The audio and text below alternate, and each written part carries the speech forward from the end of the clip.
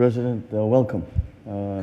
Welcome to Manila, welcome to the Philippines, to you and your delegation. And I'm happy that after just 2 months to have you visiting with us again. And I thank you for finding time in your what must be very busy schedule and tour to find time to be with the Philippines, even for just a little while. Our bilateral relations are deep and multifaceted, and I am pleased that we have taken another step on strengthening our security cooperation with the signing of the MOU on defense cooperation by our defense ministers last July. 2024 has been a very eventful year for both our countries. We convened the informal consultations on our bilateral action plan in February. Our officials have engaged in very substantive dialogue, which has resulted in the conclusion of several MOUs. I'm pleased that after months of negotiations, the MOU on the recruitment of healthcare workers and the MOU on collaboration on carbon credits under Article 6 of the Paris Agreement will be exchanged shortly.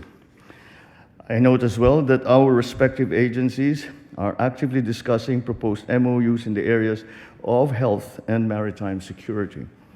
In May, I undertook a working visit to Singapore to deliver the address at a Shangri-La Dialogue, where the Philippines articulated its views on important regional and global developments. The Philippines remains optimistic in fostering closer and enhanced cooperation with Singapore in existing areas such as defense and security, trade and investment, and new areas such as sustainability and in energy. MOUs in the fields of health and maritime security are already in the pipeline and we anticipate for them to be finalized in the very near future.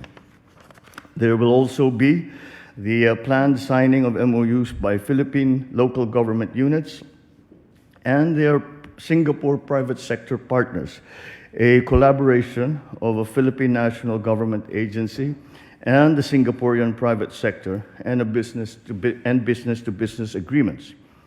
Your Excellency, as I conclude my opening remarks, I wish you and all of Singapore a happy National Day as you celebrated 59 years of independence last week, a celebration which we hope to emulate when we have our National Day. Please. Thank you very much, President Marcos Jr. Thank you for your warm hospitality, myself and my delegation. It's interesting that just 2 months after your visit, we're now in a position to actually come to agreement on quite a number of things. The discussions, of course, started before your visit, but your visit provided an impetus for officials to work very hard to conclude several agreements. And I think that's the tone of the relationship that we both prefer. That we meet, we have initial discussions, we explore, but the whole idea is that we want to follow up and conclude agreements that are to our mutual benefit. It's the 55th year of our diplomatic relations, so I'm particularly pleased to be able to make this state visit.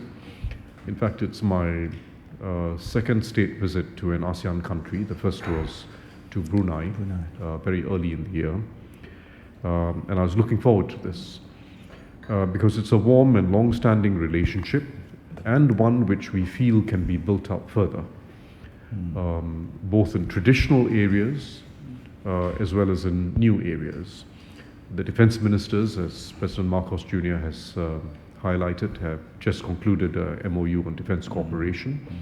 And beyond that, we are looking now at areas such as healthcare, the environment, several different dimensions of the environment, including carbon credits, infrastructure, and other areas. So I think we're making fine progress, and it's a phase of our relationship that shouldn't be business as normal. incremental change after each meeting, but we really want to take it on a new trajectory. Under your leadership, I'm confident we'll be able to achieve that. I should say, by the way, that, and you know, these things do matter. There was just something very impressive about the performance of Filipino athletes at the Olympic Games. Oh, thank you. Mr. Yulo's 2 goals Yeah. is the only athlete from Southeast Asia, from an ASEAN nation, who's had 2 Olympic goals ever in any sport. So it's a real milestone. It's a real milestone for all of us. I mean, we share in a bit of the reflected glory of, of the Philippines. We had a bit of that just the other night when our Olympians came home and came here. And that's what I was telling everyone. Tonight, it's not about us. We're just reflected glory over here and trying to be part of the, of the achievements of our Yes. athletes. We are very, very proud. And the welcome that people gave was really overwhelming. They just had, yesterday, they arrived the day before yesterday. Yesterday, they had a big parade through the city because Yulo, who won the 2 golds, comes from the city of Manila. People think that Manila is the entire, all the different cities and towns that comprise Metro Manila. He comes from the actual city of Manila, which is the oldest part of the city. And what was scheduled to have been perhaps a parade to last about an hour and a half, 2 hours, must have lasted about 4, because there were so many people that came out throwing T-shirts up to be signed, and it was splendid. It was a very, very happy day for the entire Philippines. Thank you very much. That's the power of sports. Yes,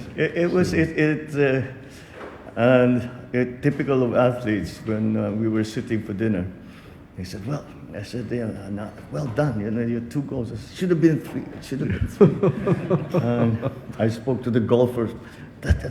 I miss it. One shot. Yes. Typical athlete. This is a great attitude to have. I said, Yes. never mind. I said, you're all very young. You'll compete for many years yet.